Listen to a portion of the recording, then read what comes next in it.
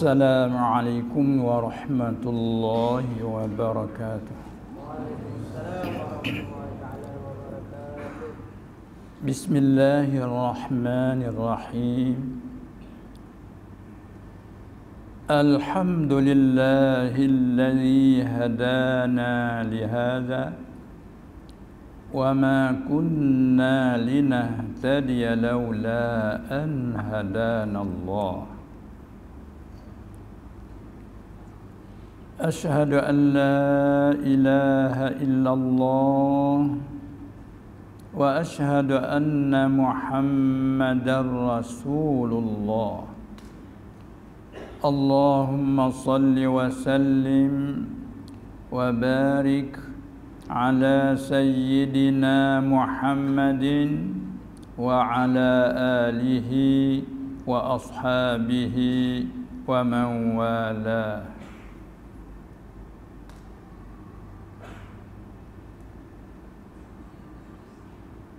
أما بعد فأوصيكم وإياي بتقوى الله والسمع والطاعة لعلكم تفلحون. أعوذ بالله من الشيطان الرجيم. بسم الله الرحمن الرحيم. الله ولي الذين آمنوا يخرجهم من الظلمات إلى النور والذين كفروا أولياؤهم الطاغوت يخرجونهم من النور إلى الظلمات أولئك أصحاب النار هم فيها خالدون. صدق الله العظيم. Yang mulia Tuan Imam Masjid, saya tak ingat nama, Al-Merah, Imam Masjid Al-Merah, Alur Merah, masya-Allah. Dia banyak kawasan alur-alur, Al-Merah. Nah, dan kepada semua ahli jawatan kuasa masjid di sini dan juga kepada semua imam-imam yang hadir dan para ustaz-ustaz, guru-guru dan yang bertanggungjawab dan semua hadirin hadirat yang hadir pada majlis yang seperti ini pada malam yang mulia ini. Alhamdulillah, syukur kita kehadrat Allah Subhanahu wa taala. Di atas limpah kurnianya, rahmatnya dan juga memberi afiatnya kepada semua, khususnya kita yang hadir pada malam ini. Jadi alhamdulillah, semenjak daripada berlakunya Covid dulu, seolah kata inilah kali yang pertama kita keluar dari kampung ke Malaysia khususnya. Tapi yang sebenarnya dijemput hanya kemarin lagi, tapi tak diizin Allah Subhanahu wa taala. Maka sekiranya bagi keluarga kita dan ahli jawatan kuasa masjid di Kuala Nerang sebenarnya semalam dan juga pada pagi hari ini, tapi tak diizin Allah Subhanahu wa taala dengan beberapa sebab lah. Dan juga hari ini pun kalau kita dikira tak disengko-sengko dapat hadir, tapi dengan kehendak Allah, masya Allahu kana wa ma lam yasha lam yakun. Apa-apa barang yang telah kehendaki menentu oleh Allah, maka ia melakukan, berlakulah. Sekalipun kita tak mau. Wa ma lam yasha, dan apa-apa barang yang tak dikehendaki Allah akan berlaku, maka ia tidak melakukan, lam yakun, tak berlaku. Sekalipun kita mahu setinggi-tinggi kehendak sekalipun. Oleh itu menjadi kewajipan di atas kita redha dengan qada Allah. Kata kita orang Melayu, rela. Kan cakap Kedah apa rela tak? Rela? Nah, redha daripada kalimah Arab jadikan Melayu rela. Nah, aku tidak suka, aku tidak rela. Dengan Allah mesti atas kita redakan apa yang ia kehendak, sekalipun tak membetuli dengan kehendak kita.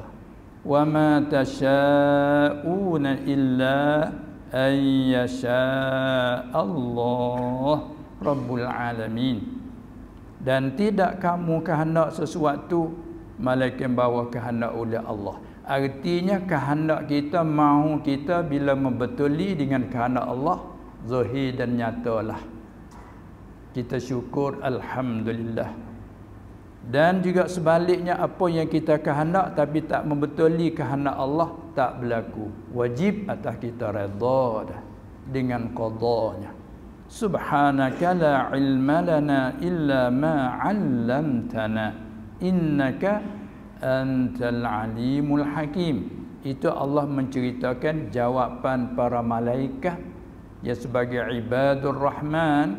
Bila Allah membentangkan sesuatu supaya malaikat menjawab, maka malaikat tak mampu menjawab, tapi secara beradabnya malaikat menjawab, Subhanaka, maha suci Engkau wahai Tuhan, la ilma lana, tidak ada pengetahuan bagi kami, illa, kecuali hanya ma'allamtana, kecuali hanya barang yang telah Engkau beritahukan kami, sekadar itu sahaja.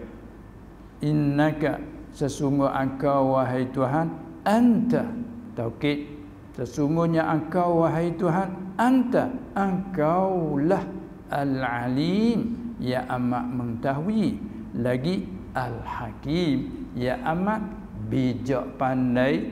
Tengah tafsir al-hikmah, wad'u syai' fi mahallih, hantarkan sesuatu ataupun letakkan sesuatu pada tempatnya. Jadi apabila sesuatu dihantar kepada tempat, bila sesuatu diletak kena pada tempat, sini panggil letak tak? Nah, letak juga? Letak cawan situ panggil juga? Takut tak sama bahasa.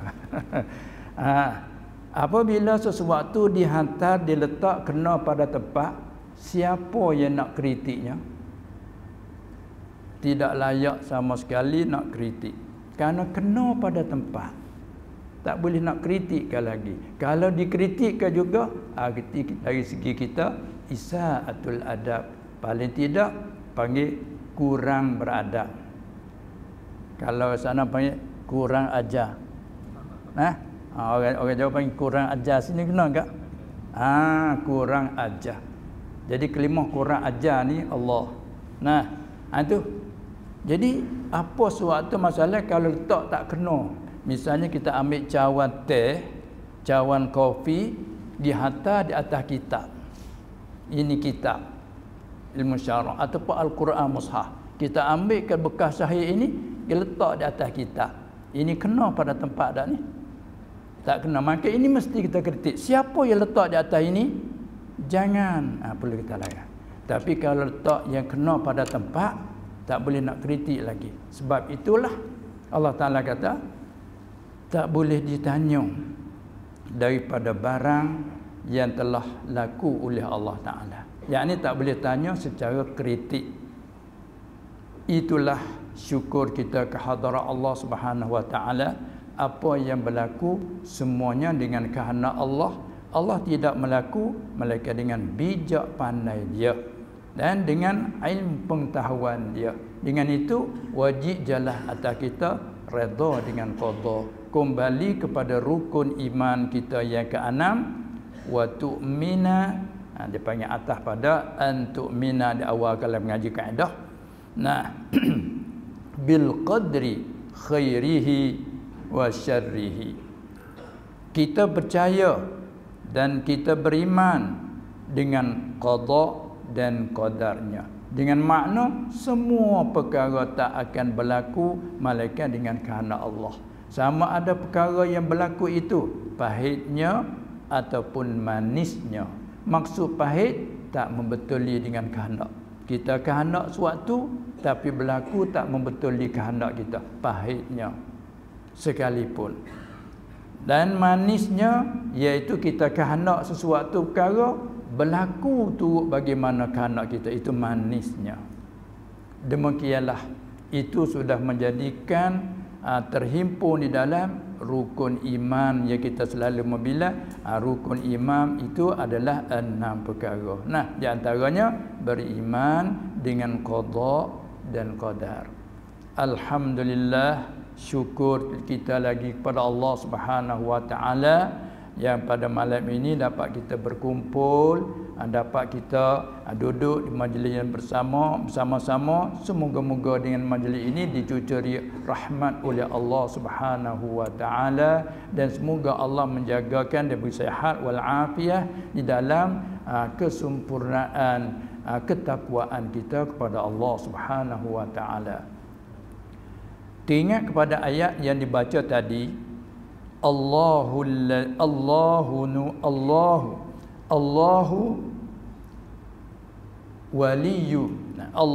waliyul ladzina amanu. Allah itu ialah kekasih ataupun yang memerintah ataupun yang menolong akan segala orang yang beriman. Sebab itu kita orang mukmin secara umumnya semua panggil wali Allah. Dengan secara wilayah ammah. Wilayah secara umum kita semua orang mukmin panggil auliyaillah. Adapun yang kita ada itlak kata wali itu jadi wali, itu wilayah khassah, tidak nafikan. Di ayat tu menggambarkan semua kita orang mukmin sama adanya dipenuhi dengan amal yang saleh ataupun berkurangan. Bila orang mukmin semua tu orang panggil auliyaillah. Kerana Allah berfirman, Allahu waliyul ladzina amanu.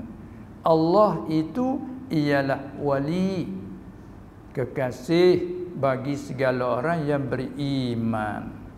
Manakala itu yukhrijuhum minadh dhulumati ilan nur, mengeluarkan mereka itu orang mukmin daripada segala kegelapan, mengeluar kepada cahaya. Tengok kita ni perlu kepada cahaya. Tengok dalam masjid ni macam mana, pak cahaya sebegitu cerah dan terang sekali, dan kita perlu kepada cahaya. Apa kata kalau kegelapan berlaku, tak terasa kita tu susah. Bila berlaku kegelapan, mati elektrik, habis susah. Maka begitulah Allah menyatakan, begitulah Allah menyatakan ia mengeluarkan kita orang mukmin daripada zulumat. Bukan main dia guna zulumat, segala kegelapan. Kegelapan kufur terutama sekali, yakni kufur lawanan iman. Allah mengeluarkan orang mukmin daripada segala kegelapan, mengeluar kepada nur, kepada cahaya.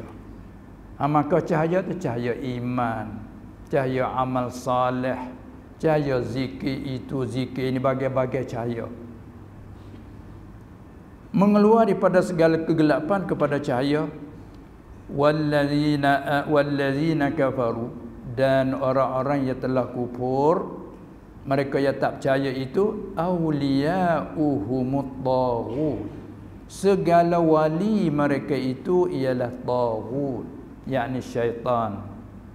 Jadi di sini kita boleh reti bahawa kalimah wali kan dengan kata jamak aulia diguna dua-dua pihak. Auliaullah pun digunakan, auliaut taghut pun digunakan. Sebab tu kita jangan-jangan mengaku wali-wali. Kerana wali apa? Waliullah, ia juga. Waliyus syaitan pun ia juga. Jadi kalimah wali itu diguna. Sebab Allah Ta'ala guna wallazina kafaru, dan orang-orang yang kufur itu awliya'uhum, bermula wali-wali mereka itu siapa? Ialah at-taghut. Jadi Allah Ta'ala guna wali juga. Sebab itulah ya, apabila kita itlaq wali, maksudnya waliyullah, al-lafzu iza utliqa insarafa ilal kamil. Bila dia panggil seorang tu wali Allah, seorang tu wali Allah, ataupun seorang tu jadi wali, muradnya wali Allah. Sebab apabila itlaq kembali pada kamil. Jadi kalau semata-mata berkata wali, juga Allah gunakan wali bagi orang kufur itu ialah taghut. Kemudian bila kawan tu taghut, mereka itu macam mana? Yukhrijunahum minan nuri ila zulumat. Jadi terakas, jadi balik. Mengeluar mereka itu taghut akan orang yang kufur itu, mengeluar daripada nur, daripada cahaya kepada zulumat. Na'udzubillahi min zalik. Kan berapa banyak orang beriman tiba-tiba jadi murtad. Na'udzubillahi min zalik. Ulaika ashabun nar hum fiha khalidun. Mereka itu segala ashabun nar. Tuhan guna ashab, punya neraka. Jadi orang kata guna kelima sahabat, mana kawan rapat, tak bercerah tangga lah dia panggil, tak terasing. Maka Tuhan guna ashabun nar hum fiha khalidun.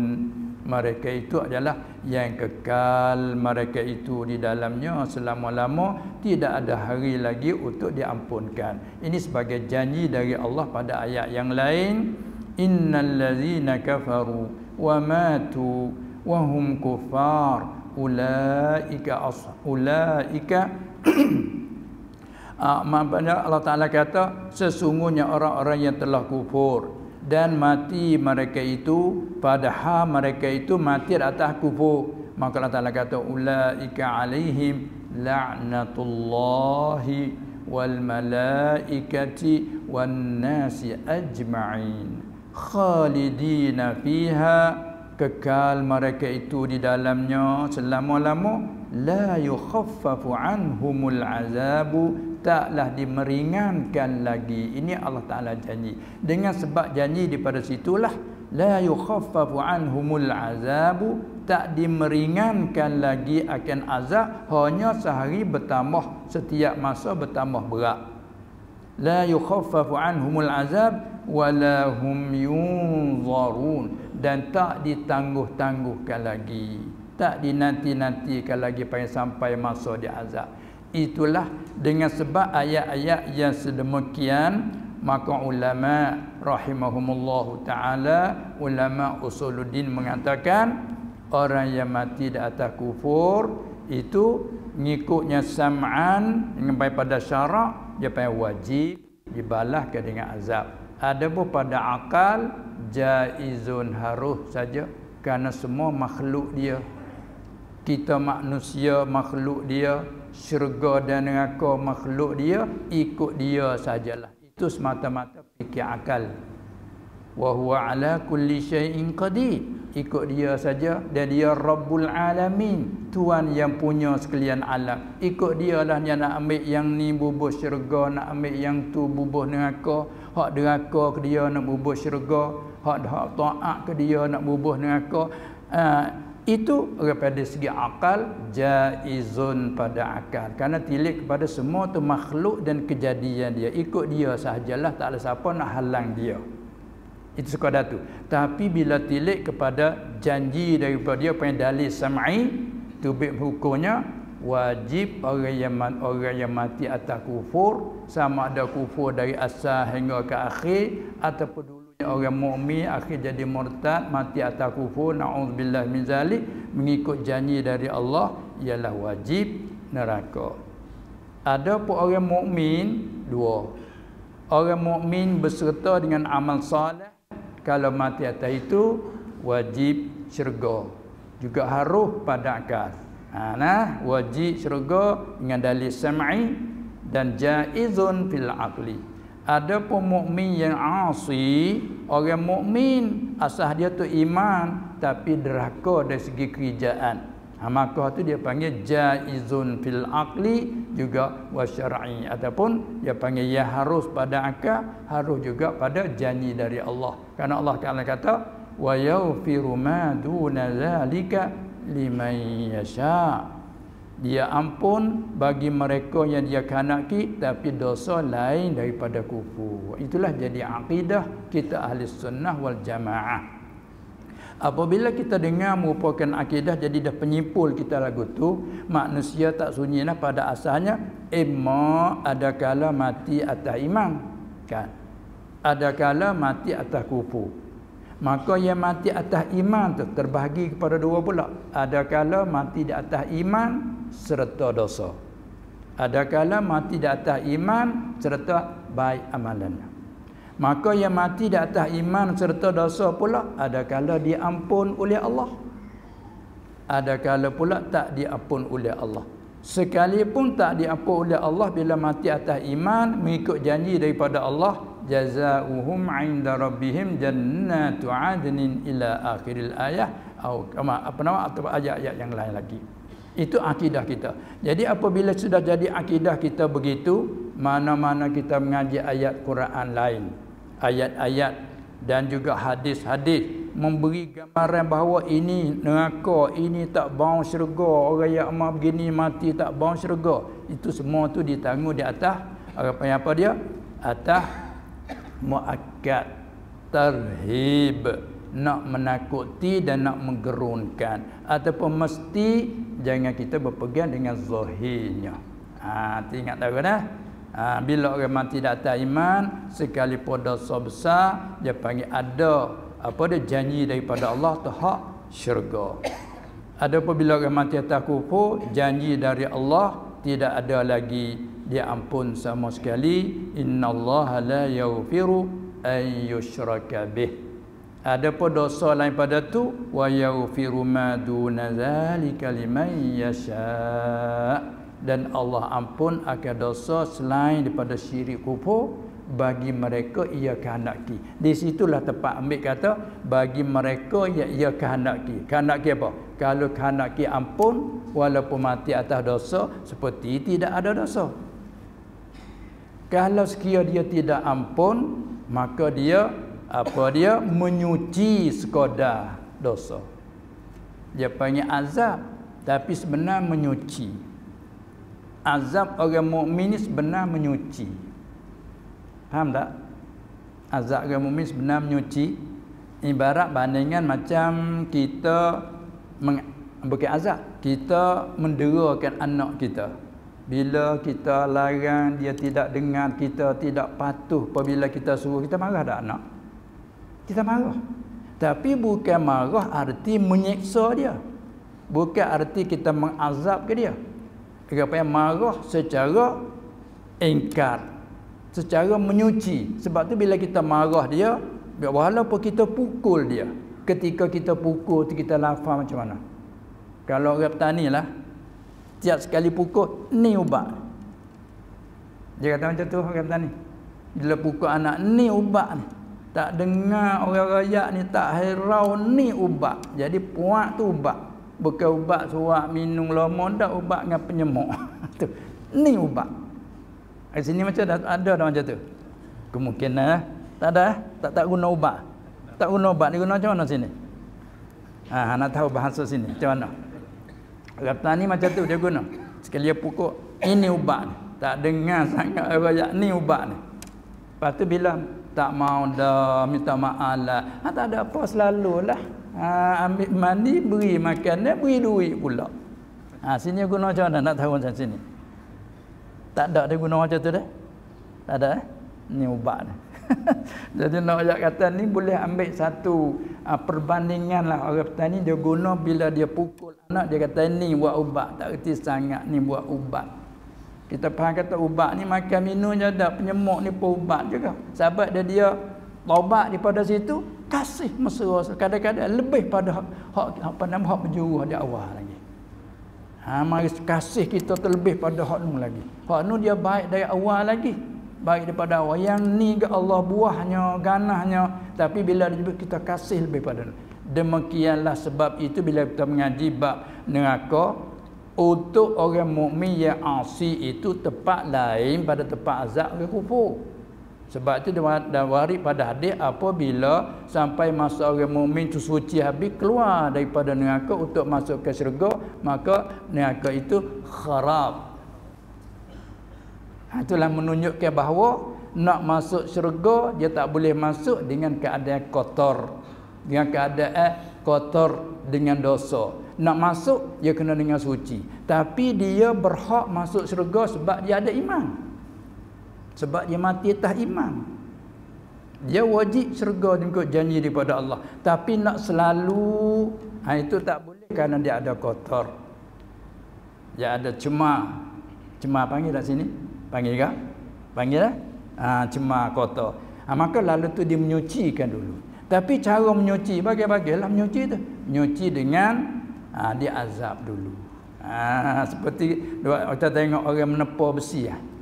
Orang menepa besi bukan? Panggil menepa tak? Orang menepa besi bila dia nak buat parang ke sini panggil nak buat pisau ke, tapi kalau besi tu yang ada karat, buat selalu ke pisau besi? Tak kena bakar dulu kan? Bakar dulu di tempat dia tu. Apabila itu dia pukul pula tu. Sudah bakar dah, dia pukul pula supaya keluarkan ran. Ya Allah Taala kata kalla bal rana ala qulubihim ma kanu yaksibun. Ya ada ran, ada karat. Katanya panggil ada karat.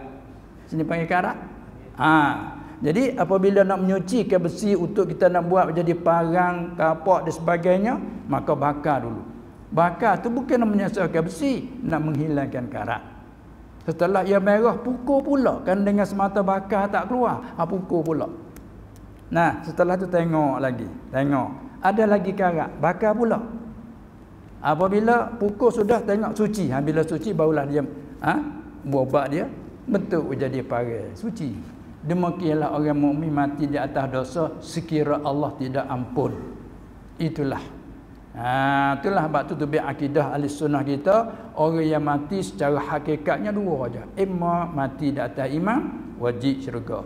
Imma mati di atas kufur, itu mustahil pada syaraknya syurga. Hanya wajib neraka. Itu janji dari Allah. Kemudian yang mukmin tadi ada yang amal soleh, itu dengan selalu. Ada pun orang mati di atas dosa, maka itulah terserah kepada masyiatillah. Dia panggil tahta masyiatillah. Pula kepada makna ayat wa yaghfiru ma duna zalika liman yasha. Syaa yasha'u syai'an wa masyiatan. Sebab tu ulama kata tahta masyiatillah, di bawah kehendak Allah. Jika dia kehendak ampun, maka boleh masuk syurga dengan tidak melalui seksa. Kalau Allah tidak ampun, seksa. Tapi panggil seksa sebenarnya menyuci. Tapi menyuci secara tu. Itu menjadi akidah kita.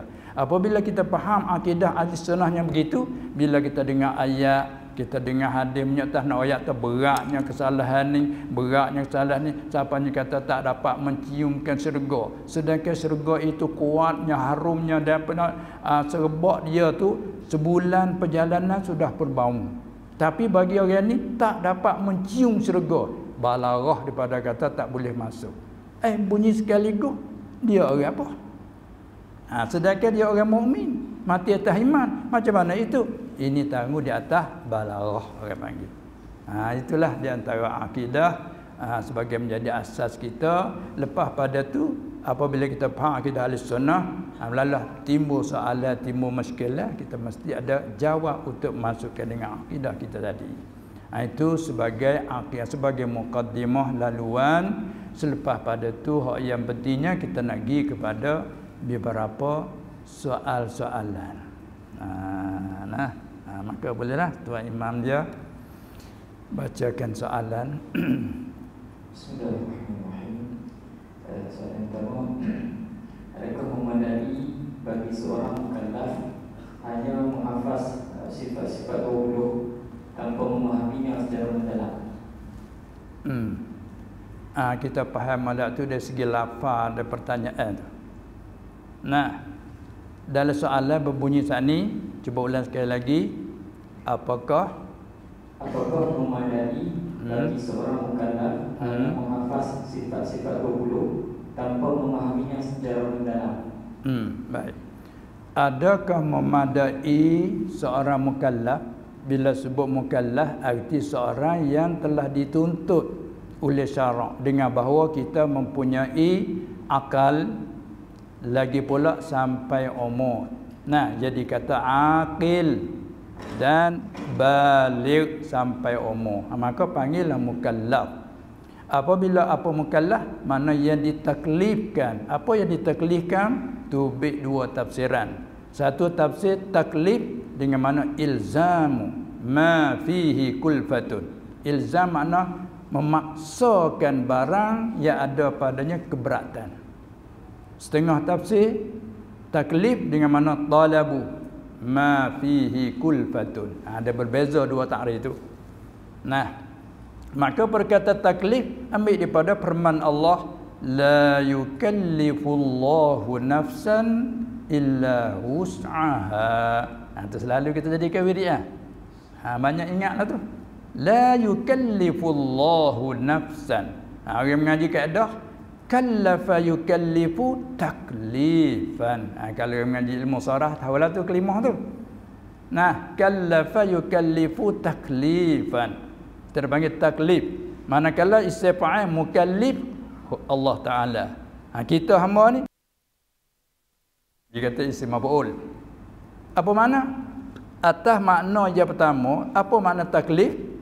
Taklif satu bertafsir ilzamu ma fihi kulfatun. Memaksa ataupun paksakan barang yang ada padanya keberatan. Seperti paksa sembahyang, paksa suruh kenal dia. Fa'lam annahu la ilaha illallah. Orang mengaji kelima i'lam fa'amma talabum minal a'la ilal adna. Maka tuntut daripada Allah, paksa daripada Allah. Fa'lam, Allah paksakan kenal olehmu. Fa'lam ay i'rif. Mengaji lughah pula alima ya'lamu dengan mana arafa ya'rifu. Ada panggil makrifat dia panggil tu. Mak Melayu kita kenal bahasa surat. Tapi kalau bahasa Kedah ni kenai. Bahasa Kedah jadi kenai. Gitu tu. Bahasa petani kenal. Lam tak ada mula kita. Kenal tak? Tak kenal. Sini kata kenai tak? Bahasa surat kenal. Nah, kita dapat berkenal-kenalan. Itu tahu kata akhirnya lam. Nah, baik. Kata kita perhati lurah Kedah ni kalau akhir dengan lam banyakkan nak jadi ke main jadi kita. Tak ada pasal ya. Tak ada fasal lah. Tak ada itu. Baik. Jadi maknanya Allah paksakan kita suruh kenal dia. Fa'lam, maka ketahui olehmu, maka kenal olehmu annahu sesungguhnya la ilaha illallah. Tu orang panggil apa tu? Itu perintah daripada Allah. Maka orang panggil taklif tu. Maka kita ni kena taklif panggil mukallaf. Maka Allah tidak taklif malaikat nafsan. Allah tidak paksakan akan seseorang pun tidak. Illa wus'aha. Malaikat kadar kuasanya. Maka nak kuasa, iaitulah syaratnya ada akal. Nah, sebab kita boleh duk kenal, duk reti, duk apa dengan ada akal. Bila tak ada akal, orang panggil tak kenal, tak mengerti, maka Allah tidak tutup di atas yang tu. Maka bila kita orang ada akal, masuk dalam orang yang kena paksa oleh Allah, maka kita panggil mukallaf. Itu pun syarat lagi kena sampai umur. Nah, tak sampai umur tak tutup lagi. Itu panggil mukallaf. Baik, apabila begitu adakah memadai? Ini atas makna kata paksa. Atas makna kata tutup itu lebih luas lagi pada paksa. Ala kulli hal kita dikena tuntut oleh Allah. Kita dikena paksa oleh Allah. Nah, apa? Supaya kita kenal dia. Lepas tu soal, adakah memadai bagi kita orang mukallaf Apa dia? Sekadar menghafazkan sifat 20. Maka perkataan hafal bahasa Arab, tapi jadi ke Melayu hafal. Nah, jadi hafal, hafalan. Sudah bertukar daripada huruf Arab za, hafaz jadi hafal. Sekadar hafal. Hafal ni untuk ingat kan? Apa kita dah hafal matan-matan kita, hafal Quran ke apa tu untuk ingat. Hingga siapa ingat kita terlancar. Sifat 20 bila wujud kidam baqa dengan siapa kepada qaunuhu mutakalliman. Kan sifat 20. Ingat lancar. Seperti bilang nama-nama Nabi 25. Al-Asma'ul Husna 99 kita lancar. Itu panggil hafal. Tetapi dengan tiada mengerti. Tapi ada hujung lagi sana. Dengan tiada mengerti secara mendalami. Situ tu deh. Kita berhenti ni dulu. Hafal tapi dengan secara tiada mengerti kat tu dulu. Tu apa-apa pun tak mada dengan tak erti. Tapi murak dengan reti di situ dia panggil sekurang-kurangnya ijmal. Tak ada satu orang pun yang mukallaf, orang yang ada akal sempurna terutamanya, dan pulaknya bila sampai umur tak ada orang tak reti secara ijmal. Hak tepat tanyanya bukan sekat tu saja, dan tidak mengerti secara mendalami. Hak tu bukan mesti atas semua orang lah secara mendalami tu. Sebab tu orang panggil apa? Nak panggil orang tu lepas daripada taklif, dia kena makrifat, dia kena kenal. Maka nak panggil makrifat dia ada 3 kaitan. Satu, nak panggil makrifat tu kena jazam. Apa jazam? Putus. Tidak dengan syak, ragu-ragu, tidak dengan zan, kuat sangka. Tidak dengan cara waham, dia panggil jazam. Putus, kata putus. Soalnya masalah kalau orang tanya kita, Allah ataupun Tuhan adakah tiada? Kita jawab ada. Dengan putus, dia panggil jazam. Hak rupa tak putus macam mana? Tuhan ada ke tak ada? Tu apa tu? Cuba jawab, panggil apa? Tu. Tuhan ada ke tak ada? Panggil syak. Idraku tarafaini ala sawa. Boleh jadi iya kalau ada pun boleh jadi, kalau tak ada pun boleh jadi. Itu syak namanya. Itu bukan jazam. Itu masalah tanya Tuhan. Ini pula. Yang kita ni akan mati kan? Ya, okey sini kata. Mati kita akan mati kan? Ya, akan mati. Selepas mati kita akan hidup balik. Ya ke? Itu apa tu panggil tu? Itu panggil syak. Itu dia panggil tak sah. Kalau ada iman pun dia panggil tanggal gugur iman. Sebab dia kena yakin. Dia kena makrifat. Ke mana? Sebab hak mati tak ada siapa bangun pun. Tak ada siapa hidup pun. Itu tak boleh.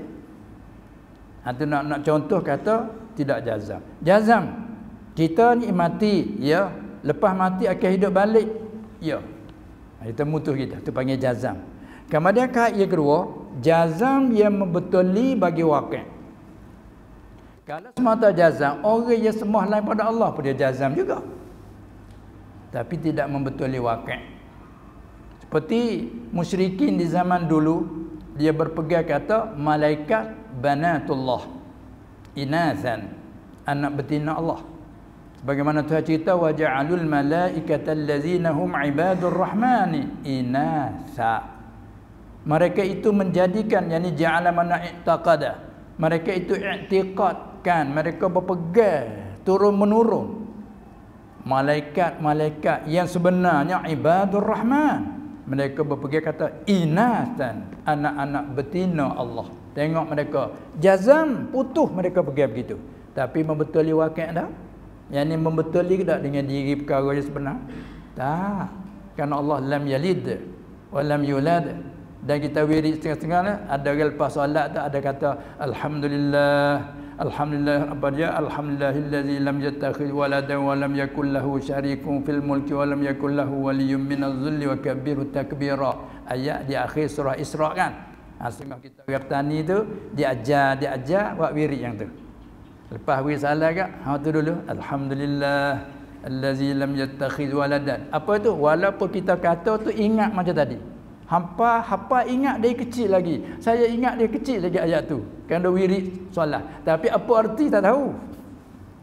Ada panggil tak erti. Apabila tak puji-puji bagi Allah, Tuhan tak pernah mengambilkan anak.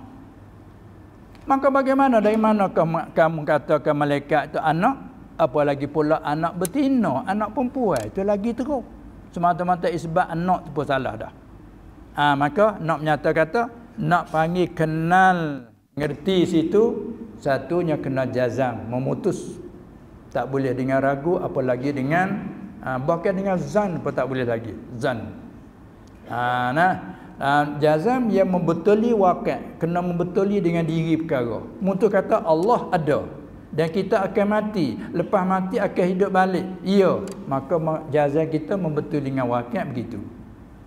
Kait lagi iaitu daripada dalil. Al-jazmu al-mutabiqu lil waqi'i an dalilin. Nak kena dalil. Ini supaya nak lepas daripada pegang kita tu secara taklid, secara semata-mata ikut orang lain. Jadi bab akidah ni ulama duk taruh bimbang. Walaupun duk khilaf sah tak sah, mada tak mada, ini rahmat. Tapi walau bagaimanapun ada kaum yang mengatakan iman orang mukallid itu tidak memadai kerana semata-mata pegang ikut orang lain. Orang lain kata Allah ada, kita pun ikut kata ada. Itu paling ada bimbang. Bimbang di mana? Kalau orang yang kita ikut sekarang dia kata Allah dah tak ada, kita tak ada pula. Dia ada kebimbangan. Tengok seperti orang pegang yang tidak ada dalil. Kalau dulu dia pegang suatu masalah, bila guru kata yang pegang tak betul, dah betulnya begini, kita pun halih pula kerana semata-mata ikut. Maka sebab tu ada setengah ulama kata tak memadai iman taklid, iman mukallid. Walaupun itu kaum dhaif, yang muktamad dan rajah sudah memadai asal pegangan kita betul dengan waqi'. Jadi untuk nak jadi panggil kenal, satu kena memutus. Kata putus. Yang kedua membetuli waqi' diri perkara. Yang ketiga pegangan yang memutus tadi tu dari dalil, ada dalil. Maka dalil ni tak nanti banyak, sekadar ijma' aja. Tak mesti mendalami sebagian soal saat ni lah. Adakah memadai bagi kita orang mukallaf apa dia tu hafal ke sifat 20 tapi dengan tidak mengerti secara mendalami. Jadi jawabnya, kalau kita hafal sekadar ingat tapi tak mengerti sedikit pun, itu tak cukup lah dengan hafal tu. Dia kena reti. Maka reti setara mana? Tak mesti mendalami. Allah ada. Ada tak? Ada. Tuhan berapa? Setelah ada, tanya pula berapa? Jawab betul lah tu. Tuhan sedia ke baru? Sedia. Tu apa yang betul lah tu dengan waqi' tu. Tuhan itu bersalahan bagi sekalian makhluk, bagi sekalian baru. Hingga tak pandai nak hurai secara mendalami, dia panggil tak pandai tafsil, maka cukup dan memadalah. Maka orang awal di situ lah tu. Hingga-hingganya orang pandai cara mendalami kena ada. Kalau tak ada, jadi bimbang takut bila berlaku syubhat, kesamaran yang berlaku, siapa nak menolak dan mempertahankan. Maka jadi wajib kifayah di atas setengah-setengah tempat mesti kena ada orang pandai secara mendalami. Adapun reti, sekadar reti ijma' itu wajib ain. Waktu wajib ain. Ini kebanyakan dan kedudukan kita lah. Tu apa yang kata hafal serta pula reti itu bagus sekali. Kalau hafal ingat semata-mata tapi tak mengerti langsung, itu apa yang kata hafalan tak memberi faedah.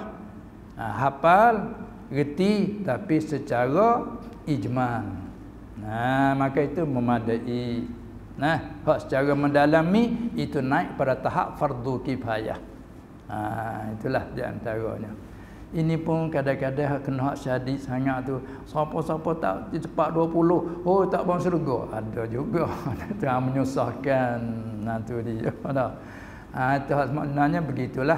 Nah, asalkan bila disoal macam ijma tadi kita jawab betul. Supaya kalau contoh macam ni, nabi yang kita bagi Allah Taala tu banyak kan, ramai. Berapakah? Maka ada khilaf, lalu tu lebih selamat. Kaum rajah kata kita tidak menentukan angka lah. Bagi Allah beberapa nabi dan rasul. Berapakah bilangan? Allah lah yang lebih tahu. Tu kaum rajah. Sebab apa? Sebab ada kebimbangan kalau kita kata sekian angka, kemungkinan hak yang ada lebih pada tu takut kita nafikan hak yang nabi. Kalau kita menentu angka 100, 20 atau 124,000 masalah, tapi kepada wakilnya lebih, masuk pada tak habis semuanya, maka lebih rajahnya Allah lah yang tahu. Tapi kalau nak rakyat juga bina atas riwayat hak datang. Itu saja. Tapi kalau hak 25 mesti tahu jalan tafsir. Maksud tafsir macam mana? Bukan arti hafal bi ingat. Sekalipun kalau suruh hafal nama Nabi 25 kita hafal tak ingat. Tapi kalau tanya satu persatu, Ibrahim hak cerita sejarah kena bakar di Raja Numrud tu, nak tanya Nabi lagi, kau rasul, kau bukan. Kalau kata faham kata Nabi yang nak kena bakar, tu menunjuk tak kena tu. Nah, Yunus hak kena ditelan ikan tu, Nabi ke bukan Nabi? Nabi yang kena telan ikan. Tu kata ni kata lagu tu. Nah, maka itu menunjukkan tak kenal. Itu salah lah. Nah, kalau Yunus, ya Nabi. Nuh, ya Nabi. Cuba apa tak ingat. Cuba sebut 25, tak ingat. Bilang tak cukup. Bila tak cukup, tak ada tu. Itu dah. Baik. Itulah di antaranya soalan yang pertama tu. Seterusnya, apakah hukum seorang perempuan yang kematian suami hadir bersama ke kubur ketika pengumuman suaminya? Kau tak faham sikit tu. Apakah hukum seorang perempuan yang kematian suami? Yang kematian suami, ya. Hadir bersama ke kubur ketika pengumuman suaminya. Hadir ke kubur. Hadir ke kubur. Ya. Ya, hak tu pada umumnya tak kiralah masalah si punya isteri sendiri dan perempuan secara umumnya. Itu ya. Nak tanya ni khusus kepada seorang perempuan yang kematian suami daripada al-mutawaffa anha zaujuha, perempuan yang kematian suaminya. Hak tanyanya khususnya perempuan kematian suami. Biasanya apabila suami mati, bila menghantar ke kuburan, maka ia pun ikut ke kubur atik gitu. Maka tanya situlah khususnya. Tapi secara umumnya seelok bagi perempuan tu tidak digalakkan untuk menghantarkan kepada kubur, apalagi jadi bergaul. Itu tidak digalakkan lah. Itulah. Apalagi perempuan yang ni orang pada dalam ihdad, dalam mesti patah larang. Selain pada dia tu dalam iddah 4 bulan 10 hari, maka dalam masa tu dia panggil dipantangkan berhias. Orang petani kata pantang berjanguk. Sini panggil tak? Tak panggil dah? Boleh tahu bahasa petani tu. Kalau panggil apa? Dipantangkan berhias. Panggil itulah. Itu dia, dilarang perempuan yang kematian suami dalam masa iddah itu dipanggil ihdad, pantang berhias. Lepas tu kita mengaji bab dia macam-macam lah pula tu. Dan keluar daripada rumah dengan tidak ada darurah. Di sana dia ada pula huraian di sana. Artinya bila kita faham daripada situ, adakah masuk dalam darurah kita hadir kepada permakam ke tanam bumi ke bumi kan?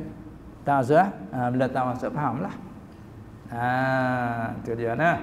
Jadi artinya tidak digalakkan, apalagi pula dalam dikebumikan tu pula bergaul, suami macam-macam lah bergaul dengan lelaki, itu maknanya tak digalakkan lah.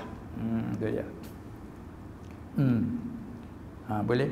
Seterusnya, seekor kambing diniatkan untuk korban dan akikah bagi orang yang sama. Seekor kambing. Bila sebut seekor kambing melengkapi biri dan kibas, dia hukum sama.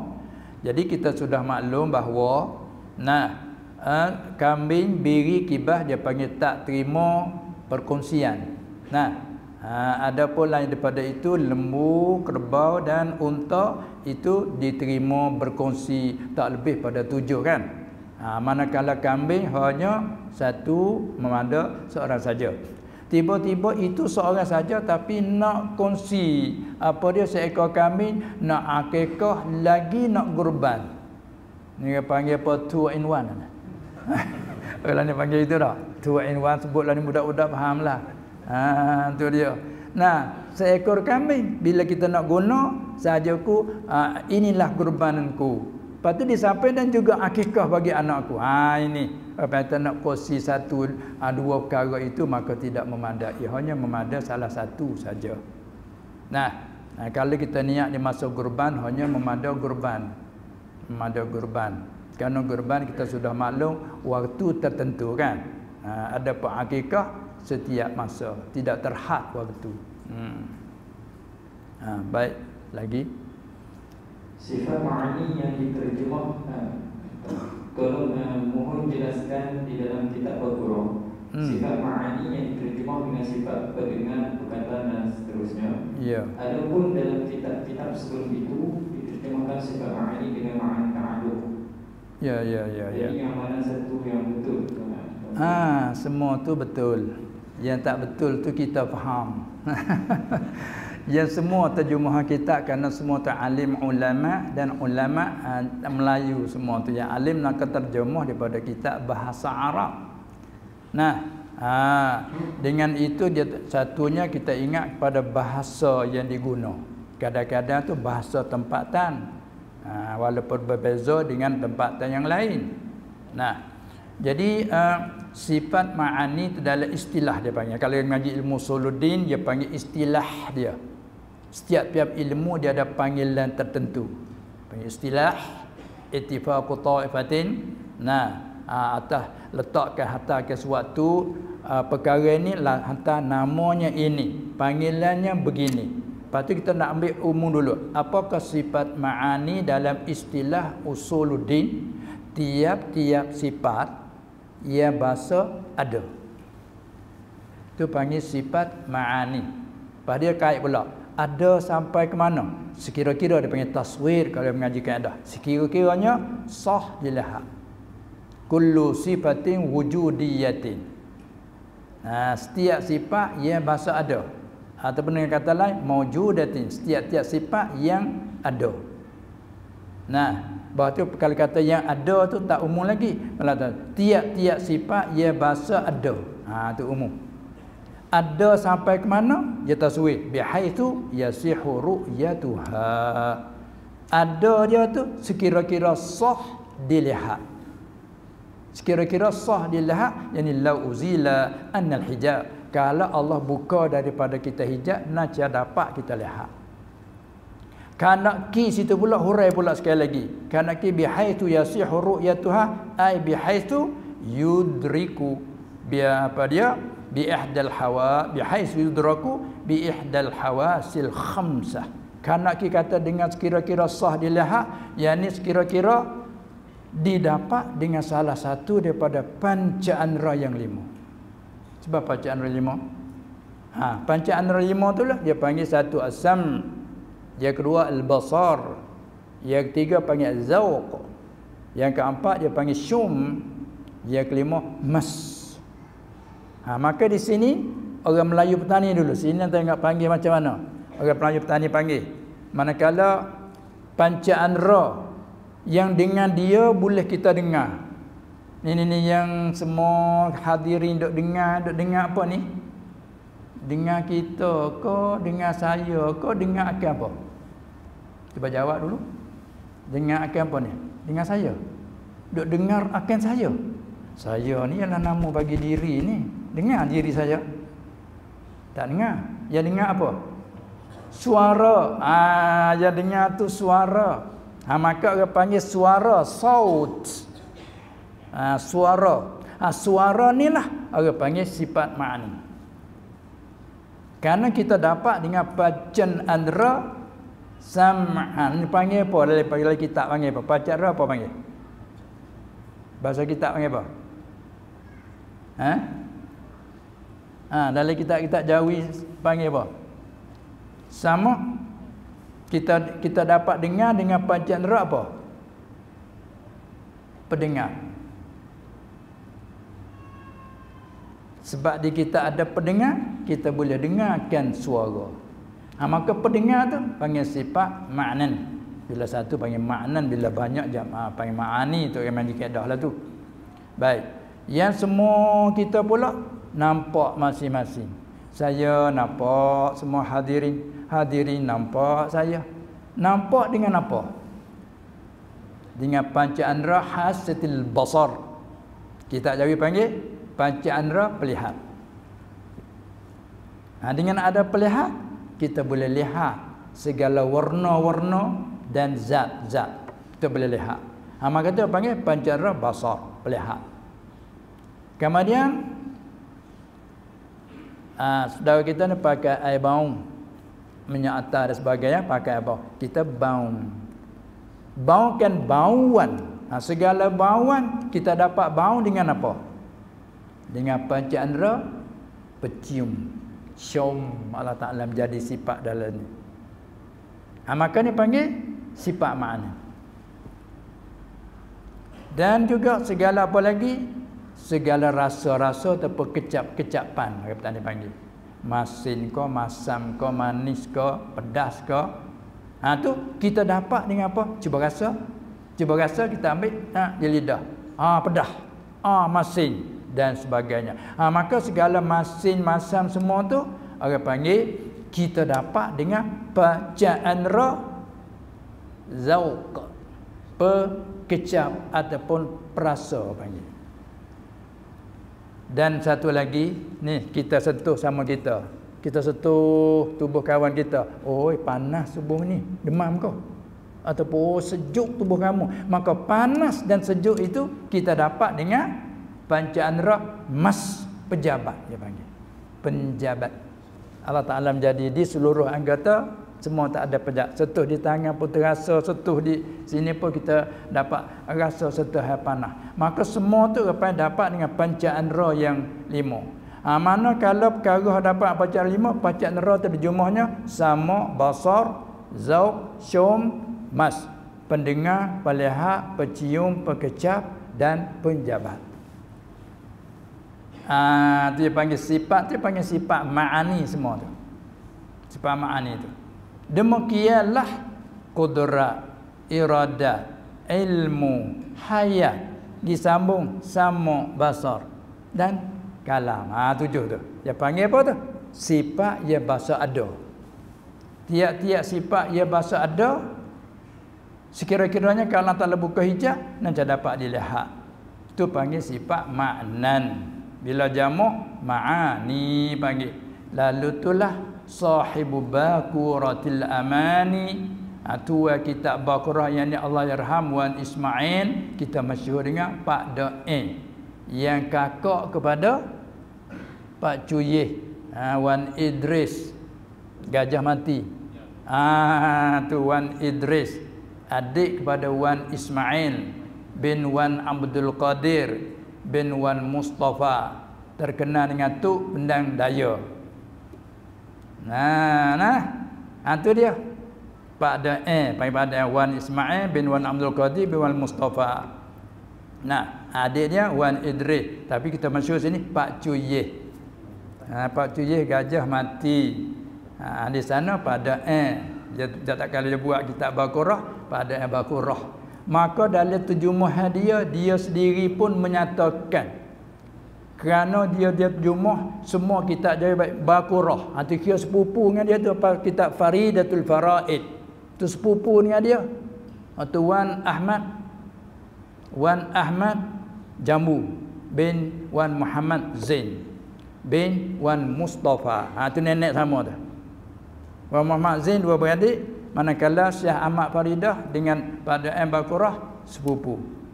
Baqarah terjemah seperti kitab lain, Aqidatun Najin Tuan Minal, terjemah dengan qudrat arti kuasa, irada arti berkehendak, ilmu apa hayat arti hidup, ilmu arti mengetahui.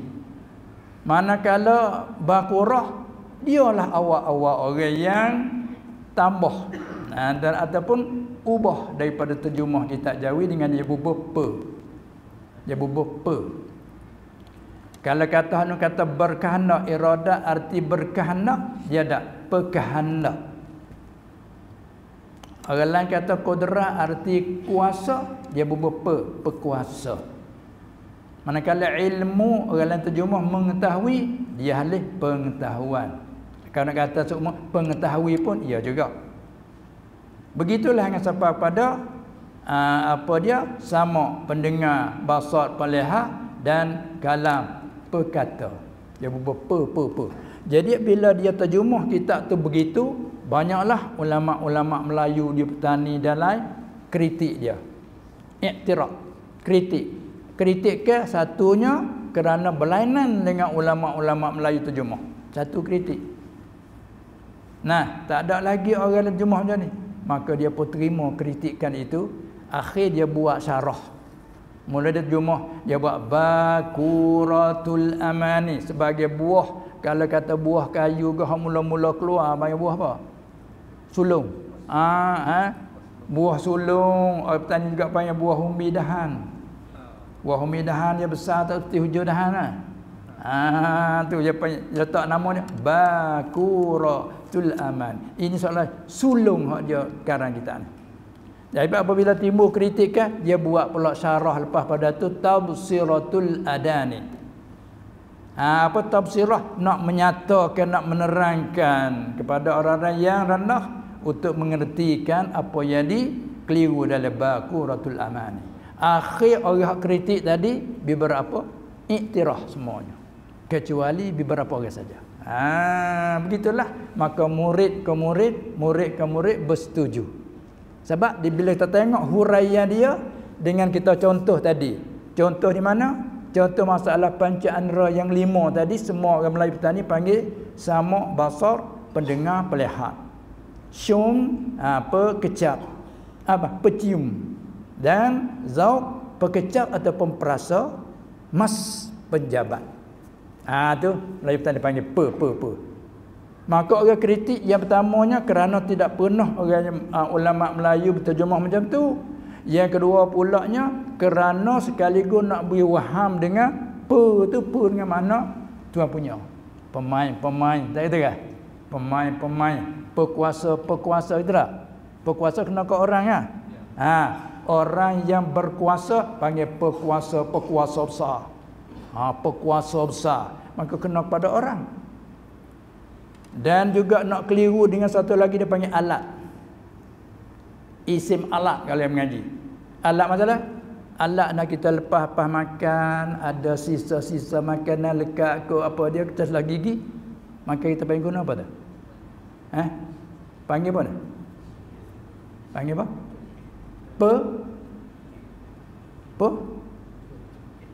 Pecokel. Gitu panggil. Penyokel. Ada yang panggil penyokel. Kalau kita orang petani panggil penyolek. Penyolek gigi, dia colek gigi, orang petani panggil gitu. Apa tu sini panggil pencokel. Ala kuliah nak betul pe. Jadi bila kita ambil faham daripada situ bahawa kita guna pe saat itu baik mari 3 pengertian. Satu pe gitu dipakai kepada yang punya. Orang yang punya kuasa panggil pekuasa. Orang yang ahli main panggil pemain. Bila orang yang suka dengar apa panggil peminat, gitu tak? Peminat. Pe tu kena kepada yang punya. Ada pula diguna untuk alat, penyokel gigi, penyolek, apa lagi banyak tu lagi tu. Supaya tu kena ke alat. Satu kena ke alat. Maka alat ni semua baru. Nah, manakala siapa nama panca indera yang 5 tadi, pendengar pula itu kena pada sifat ma'ani.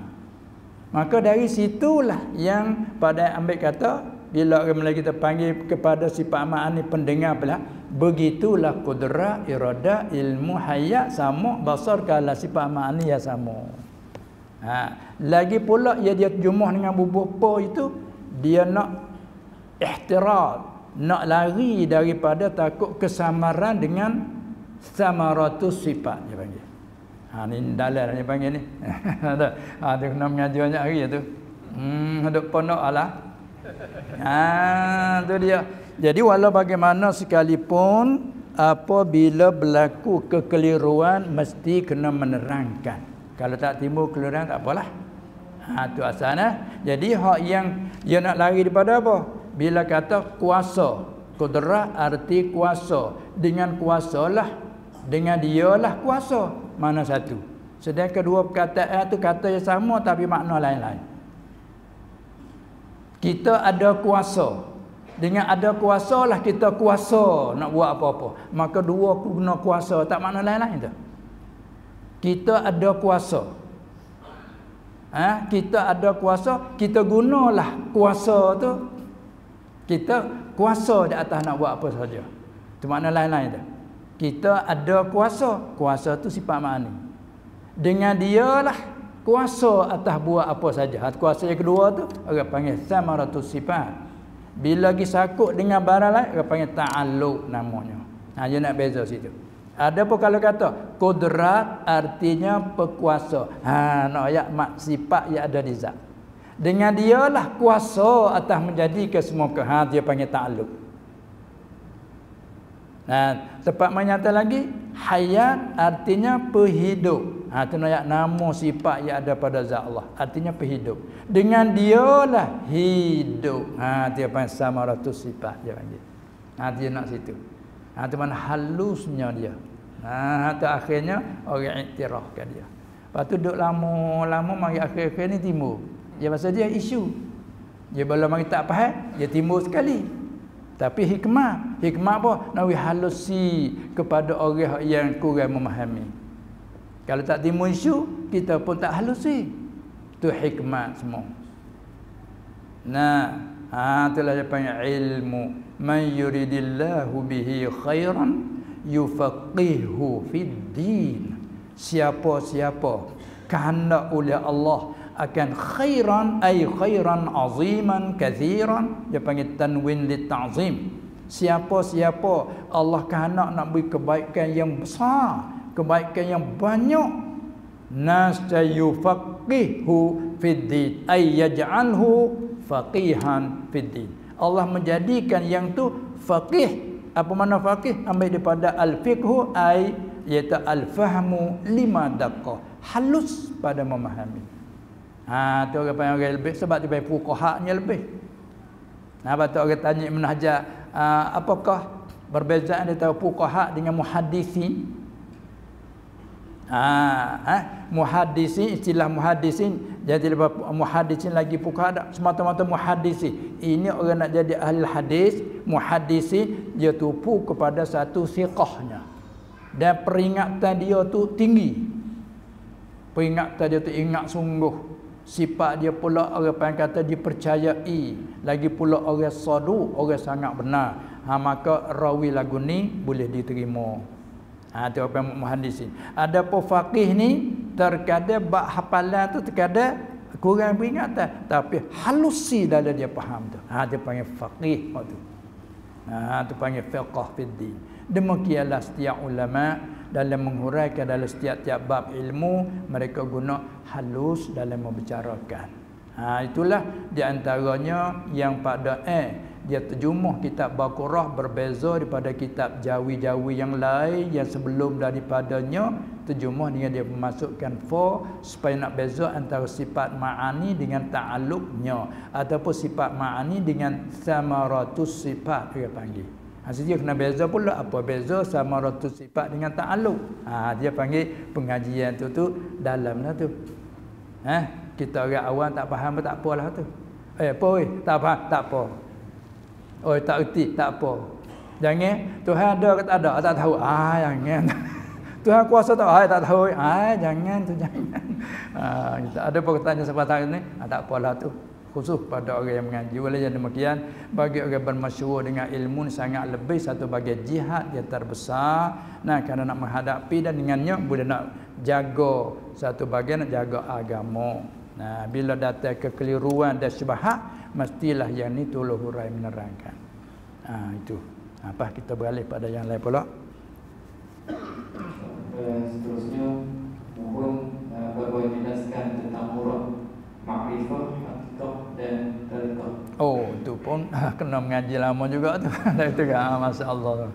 Makrifat kita ambil dengan cara umum-umum dulu. Nah, tiap-tiap dia ada halusi dia pendaqaiqil ulum. Yang maknanya setiap ilmu ada yang garisnya kasar. Nah, ada garisnya halus, dia ada begitu dah dalam setiap ilmu apa sajalah. Nah, cuma kita ambil cara sepitah lalu makrifat kita guna kalimah Arab tadi dah sebut daripada arafa ya'rifu, irfanan dan ma'rifatan. Kita ambil jadi makrifat.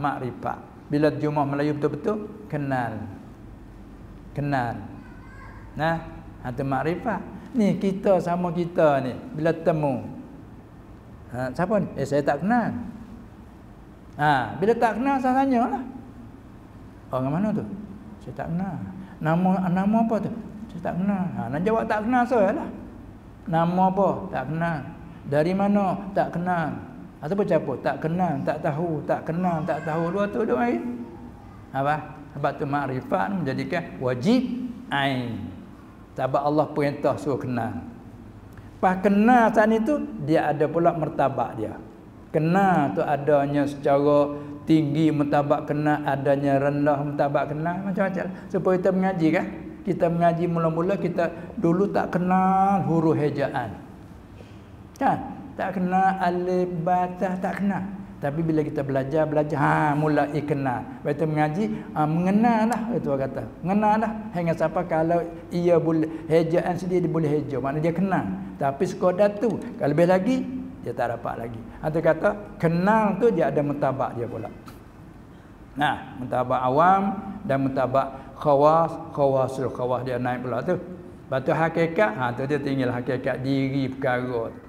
Hakikat suatu, diri suatu. Tu dia panggil tu martabat orang lain pula lah. Nah, apa lagi sat ni? Tariqat. Tariqat ni jalan. Jalan masalah amalan.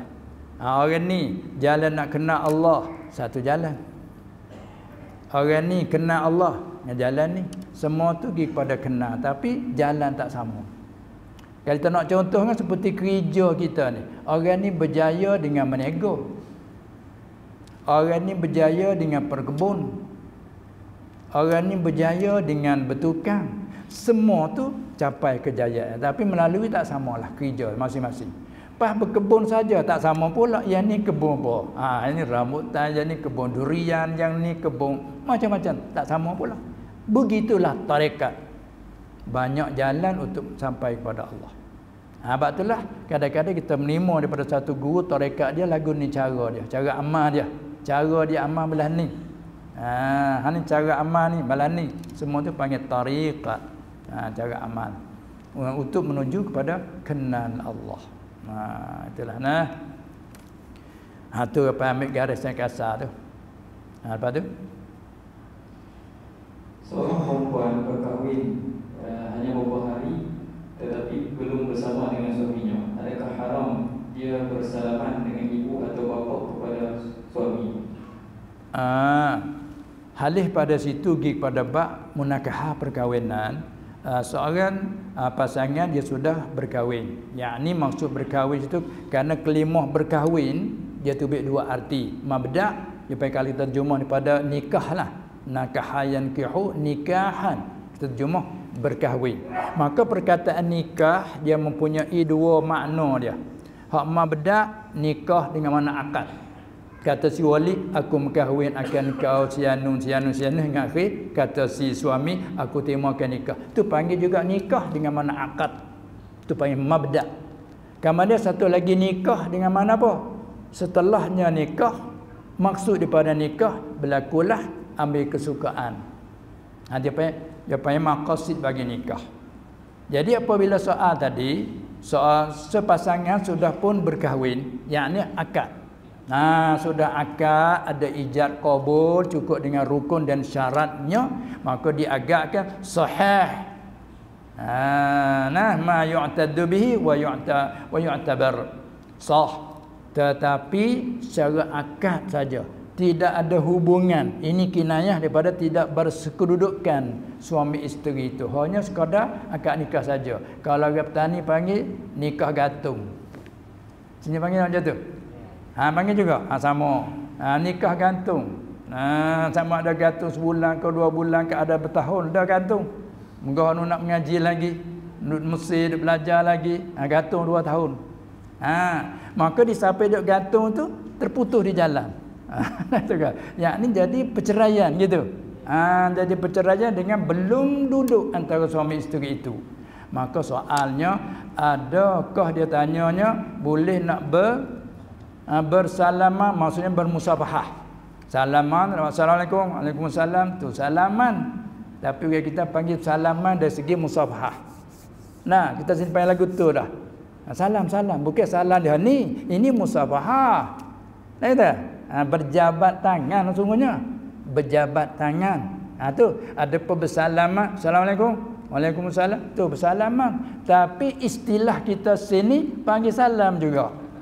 Ini kena faham dulu. Nah, kita sini pergi salam dengan dia. Masuk. Assalamualaikum, waalaikumsalam. Ya tak salam dengan dia. Apa salam? Oh, yang tu muraknya. Ini panggil berjabat tangan. Arab panggil musafahah. Maka nak musafahah boleh ke tidak? Nah, begini dulu. Masalah boleh ke tidak ni, apabila sekadar berkahwin. Nah, masalah yang panggil nak sabit mahram. Bila sekadar akad nikah, walaupun tak sekedudukan, dia panggil sabitlah mahramiyah. Mahramiyah di segi musaharah dia panggil. Karena mahram ni man haruma nikahuha ala ta'bid. Perempuan ke baik lelaki pun ia haram oleh berkahwinnya atas jalan berpanjangan dalam dunia ini selama-lamanya. Imma ada kala bi nasabin dengan sebab keturunan kerabat, au radha ataupun dengan sebab susu, au ataupun dengan sebab bisihrin ataupun musaharah. Maka hak saat ni apabila si perempuan berkahwin dengan si lelaki sekadar akad nikah, terima nikah, sekira sah dah nikahannya, maka ibu kepada si suami hingga ke atasnya sudah menjadi mertua. Walaupun tidak duduk, sudah jadi mertua. Katakanlah sudah akad nikah, cerai selalu. Ya, ada juga hak berlaku sudah akad cerai selalu. Satu cerita, tapi tu saya sebutlah siapa-siapa tu. Seorang guru, tok guru, dia nak kahwinkan anak dia banyak ibu. Dia ada isteri 3. Kemudian dia nak kahwin dengan seorang ni menjadi menantu dia dengan isteri yang ketiga. Tapi dia suruh kahwin dulu dengan anak isteri yang pertama. Hingga sampai setengah guru tu muskil. Menantu juga muskil. Macam mana tok guru kata nak kahwin dengan yang nu? Mana kahwin dengan yang ni? Tok guru tak kata apa. Terima sudah. Pak nak murid ni kata mana? Nanti terima, dia pun akad nikah dengan seorang anak dia yang nama Sianu. Ni pun nanti jawab, aku terima akad nikahnya dengan sikap sebanyak tersebut. Sudah. Bahawa sudah, dia kata, mu cerai. Apa tok guru? Ni pun turutlah, tu suruh cerai. Aku tolaklah isteri ku Sianu dengan satu tolak. Bukan tak satu tolak pun jadi bain, lalu dah bain surah ke panggil. Kerana akad nikah saja, tak ada duduk lagi pembain surah. Yang tidak ada iddah. Nah, cerai. Sudah cerai, muat terima pula dengan hak seorang anak dia, isteri yang ketiga. Tak fahamlah. Lepas pada tu bahasa nak tanya juga macam mana tok guru lagu ni. Nak faham bukan gapo dak, bukan nak kritik tok guru cara beradab. Tu kata begini, dia kata, yang boleh aku kahwin kamu dengan anakku yang isteri itu sebab mu duk mulazamah di atas rumah. Bila mu mulazamah tak rumah, bila mu kahwin dengan anakku yang isteri yang ketiga, kamu tak jadi halal dengan isteriku yang pertama. Aku nak jadi mu tu mahram juga dengan isteriku yang pertama kerana mu selalu mulazamah atas rumah. Aku kahwin dulu supaya mu jadi menantu yang ni, lepas tu mu cerai. Maka kahwin pula dengan jadi menantu yang ni. Aku tu ikut anak-anak penantuku semua mu tu. Baru nampak. Jadi soalan saat ni, apabila si seorang lelaki berkahwin dengan seorang perempuan, walau dengan tidak duduk pun, bila berkahwin yang sah, aku cerailah isteriku. maka dengan ibu kepada suami jadi mertua hingga kepada atas, ibu-ibu hingga ke atas. Adapun dengan anak, tu kita tafsir sikit lagi. Masalah si perempuan si Aminah, kita letak nama supaya mudah faham. Seorang si perempuan nama si Aminah masalah berkahwin dengan seorang nama Abdullah. Si Abdullah yang jadi suami sudah pun ada anak lelaki. Dengan isteri lain. Sama ada isteri lain tu, ini yang kedua ke yang ketiga ke, tak kira lah. Bila dia akad nikah dengan Abdullah terima nikah sudah siap, maka Aminah dengan ibu kepada Abdullah hingga ke atas sudah jadi mertua Aminah. Tapi anak Abdullah ada yang nama Khalid, nama Zaid, itu tak jadi mahram dengan Aminah. Sebab kahwin saja dengan tidak bersekerudukan. Dia tak panggil sabit tiri dah, tak panggil anak lagi. Kau balik anak dia syarat kena ada persekudukan. Contoh begini pula, kita balikkan si lelaki lah pula. Si Khalid berkahwin dengan si Aminah. Sekadar akad nikah, Pak Aminah ada anak perempuan. Bila kau ada akad nikah, bila cerai, ibu Aminah hingga ke atas semua tu mertua bagi Khalid. Tapi dengan anak Aminah tak ada jadi menantu dak. Tak ada jadi anak tiri tak lagi. Sekiranya cerai Aminah, ambil anak Aminah pula. Boleh kita orang lelaki, tak ada masalah. Sulit sikit tu dak? Itu masalahnya. Bagi nak sabit mahram sebelah anak tiri, syaratnya bersekedudukan. Ada pun tentang nak sabit mertua ke atas, tak ada syarat sekedudukan. Itulah kesimpulannya daripada hubungan dengan bab menakah sikit. Lepas tu ada lagi? Banyak nak. Kita nak sampai jam berapa ni? Boleh ya. Ini secara umumnya sekarang ni kita tengok macam-macam fahaman ada. Ya. Minta nasihat kepada baik semua. Ya, alhamdulillah. Jadi alhamdulillah kita di akhir ini dengan sedikit nasihat. Ad-dinun nasihah, agama ialah nasihat.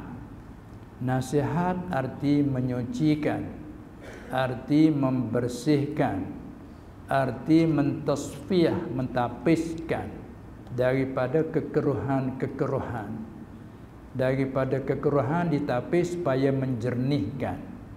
Daripada kekotoran ditapis supaya dijadikan suci. Itu panggil ad-dinun nasihah.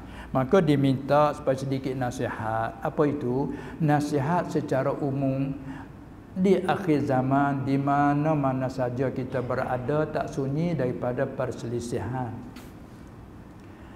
Dengan kata lain, macam-macam pahaman.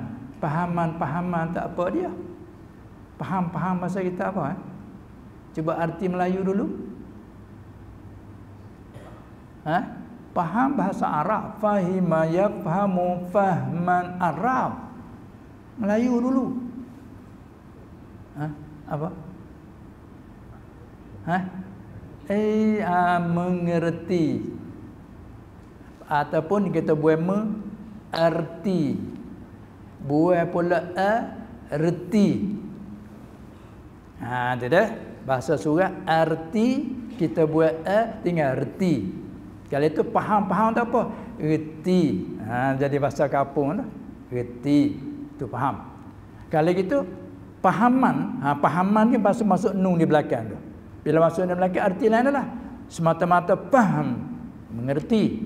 Bila kata fahaman, pengertian. Lain adalah supaya makan dengan makanan. Sama ke lain? Sama lain. Makan, dia panggil murid dibari, dia ambil suatu mama masuk dalam mulut, mama telan, itu panggil makan. Makan akan roti, roti panggil makanan. Begitu juga faham, erti. Pahaman, pengertian, itu macam-macam tu. Daripada satu hadis matan hadis begini, tapi pengertian macam-macam tu baik mari. Sebab itulah hak sebenarnya ikhtilafu ummati rahmatun. Berselisih umatku ialah rahmat. Maka tak ada jadi berlawanan dengan ayat wala takunu kallazina tafarraqu. Nah, waqtalafu hak tu bab usuluddin. Jadi mana kata berpahaman, mengertikan pengertian, macam-macam pengertian. Tengok pengertian dalam bab apa. Kalau bab usuluddin itu lain. Kalau bab furu'uddin, bab cawan-cawangan, itu lain pula. Dia panggil ikhtilafu ummati rahmatun. Karena ki ummati nak ulama lah, rahmat. Jadi kalau kita tengok dalam setiap bab ilmu, ikutlah ilmu apa saja. Hak yang mujma' alaih sedikit saja. Lalu itu menjadi kepesanan. Bila kata masail, kita ambil hak Arab jadi masalah. Masalah. Ambil hak Arab belaka tu masalah. Soalan. Masail dia terbahagi pada 3. Tak sunyi pada ni lah. Satu dia panggil al-masail al-mujma' alaiha. Masalah yang diijmukkan atasnya. Sebulat dan sekata. Tak ada kata lain oleh ulama mujtahidin. Dia panggil mujma' alaih. Yang kedua, rendah sikit pada tu, dia panggil muttafaq, al-masailul muttafaq alaiha. Yang diittifaqkan atasnya. Ittifaq ni rendah sikit daripada mujma'. Kita contoh kata, hak berkata mujma' alaih ni, kita contoh seperti sembahyang 5 waktu. Tak ada satu ulama mujtahidin pun berselisih kata tak wajib. Tak ada. Semua mengatakan wajib lagi fardu. Atas kaum yang membeza antara wajib dengan fardu, dia kena kait 2. Wajib lagi fardu. Seperti mazhab Hanafi. Wajib lagi fardu. Apa beza dia? Wajib amalan, fardu i'tiqadan. Arti sembahyang 5 waktu ni wajib dari segi buat. Wajib. Kalau tak buat dia janji dosa. Janji seksa. Dari segi i'tiqad panggil fardu. Kalau i'tiqad tak wajib, kufur. Maka sembahyang 5 waktu dia panggil mujma' alaiha. Atas wajib lagi fardu. Ada pun mazhab jumhur panggil wajib saja cukuplah. Kerana mazhab kita lain pada bab haji, umrah, wajib fardu. Sembahyang 5 waktu wajib ialah fardu. Tapi kalau mengaji bab haji, wajib dengan fardu lain kan. Bila kata fardu haji, rukun haji. Bila kata wajib haji, kalau tak buat dia pun tak jadi batal haji. Tapi berdosa jika sengaja lagi kena bayar dah. Itu beza mazhab itu. Ada pun bab sembahyang ni ijma' wajib. Begitu juga zina. Ijma' masalah kata haram. Ada masalah mujma' alaih dia panggil. Hak tu tak boleh diingkar. Kalau siapa ingkar, dia kait pula. Kalau maklum minad din bi darurah, dia panggil kufur dengan ingkarnya. Hak wajib kata tak wajib. Hak haram kata tak haram. Hak tu mujma' alaih. Ada pun hak muttafaq alaih. Hak muttafaq alaih. Terkadang ittifaq mazhab yang 4. Mazhab yang 4, mazhab Hanafi, Maliki dan Syafi'i dan juga Hambali. Mazhab apa itu dah kenal? Mereka ittifaq atas satu kata, tapi berkhilaf dengan orang lain lagi. Dia panggil muttafaq alaih. Wattafaqatil a'immatul arba'ah. Lain dia kata wattafaqatil a'immah. Kata ada kait dengan arba'ah dia lain tu. Telah ittifaq oleh segala imam.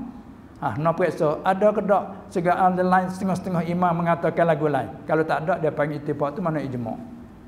Kalau kata wattafaqatil a'immatul arba'atu, telah ittifaq, telah sepakat oleh imam-imam yang 4, berarti ada lagi imam lain kata lain. Seperti masalah di antaranya tolak 3, jatuh 3, itu ittifaq pak mazhab. Walaupun ada hak lain, dia panggil bukan mujma' alaih. Baik muttafaq. Dan terkadang ittifaq dalam satu mazhab menyalahi dengan mazhab lain, itu panggil mukhtalaf fiha. Seperti contoh kunut subuh.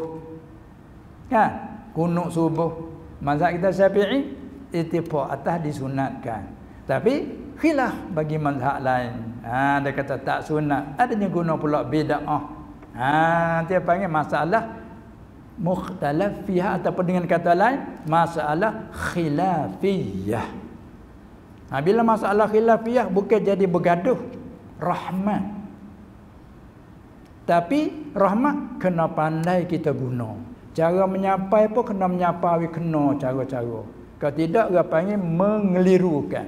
Orang sini panggil apa? Jadi celaru. Orang sini panggil celaru. Masalah khilaf, tapi kalau kita royak kena dengan cara, tak ada jadi celaru. Nah, apa tu? Lepas tu buat nak situ. Itulah. Jadi secara garis kasar begitu. Lepas tu mana nak bercakap masalah apa saja pun, kita tak sunyi pada tu. Mujma' alaih, muttafaq alaih dan mukhtalaf fih dia panggil. Habis tu kalau ada misalnya kalau ada ceramah duk royak masalah, kalau kita bahasa nak tanya sikit masalah ni masalah ijma' ke? Masalah khilaf, khilaf tak apa cerita malah khilaf supaya tak keliru kita orang mendengar. Sebab apa? Sebab kadang-kadang jadi keliru ni kerana apa? Cara kita menyampai, cara kita memberi tu buat keliru. Kadang-kadang kita beroyak masalah khilaf daripada awal lagi, tapi kita menyampai soalnya kita sendiri mempunyai hadis, ijma' dan apa kita sendiri mempunyai ijtihad. Itu tempat jadi keliru tu. Cuba kita cerita sebab itulah bagi saya selalu di mana-mana dan bila orang tanya bagaimana pendapat tuan guru, kalau dia tanya macam tu, sebelum nak jawab hurai dulu. Maaf kalau tanya pendapat, saya tidak punya pendapat. Saya hanya punya menerang. Masalah ni khilaf begini. Apa tu? Itu duk berterangnya hak ulama kata. Itu dia, bukan pendapat kita. Kebanyakan sekarang ni pendapat saya. Tu kadang-kadang panggil ijabul mar'i bi ra'yihi. Mengajib dengan pendapatnya sendiri. Sedangkan apa kita dah kata ulama sudah bercara mari semua dah. Tak sunyi dalam satu masalah yang berlaku. Cuma dia panggil zaman ke zaman 10 tahun dulu tak berlaku perkara ini, mari 10 tahun kemudian ni berlaku. Bila berlaku tu bagaimana? Sini dia panggil hak ni ijtihad, dia panggil ijtihad hawadis. Bukan mujtahid mutlak, ijtihad hawadis dia panggil. Nah, seperti setengah bergaduh apa sajalah. Tak sunyi pada masalah khilafiyah. Sebab dengan masalah dia jadi geger hak tu, geger